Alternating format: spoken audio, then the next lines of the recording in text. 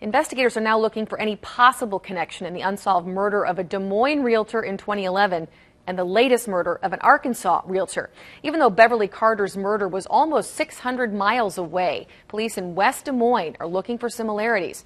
3.5 years later, and after more than 600 tips, there is still no answers as to who killed Ashley Oakland. West Des Moines police say they're hopeful one day detectives will be able to call her family to tell them they caught her killer.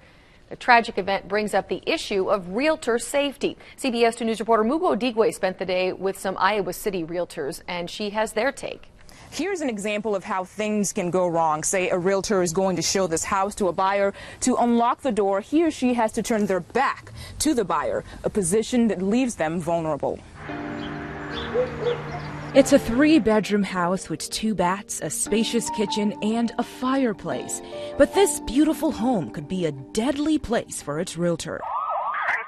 This case did not end as we had hoped. She's going to be missed. That was the case in Little Rock, Arkansas, and it's got realtors everywhere talking. Everybody's kind of thinking of this again about how should we proceed. Terry Larson has been in the real estate business for 19 years now. She says there's a lot to think about. Sometimes you aren't thinking about yourself. You're thinking about the house, and you're thinking about showing the property and talking about the property. Still, she says the recent case in Little Rock doesn't mean realtors have a target on their back. Sometimes we're a little more vulnerable just because of what it is that we do. But it's brought the conversation about safety to the forefront. On an ongoing basis, we offer classes related to realtor safety.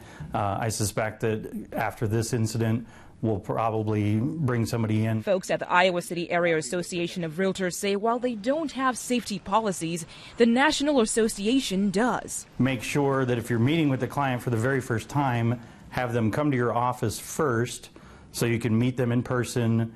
You know, actually some offices will have you get a copy of their driver's license. So getting out, you have no escape right here. Leave yourself an out. Always stay in the front of the house where there are doors and you can easily get in and get out. The key, she says, is to be aware and pay attention to details. Live at 5, Mugo Odigwe, CBS 2 News.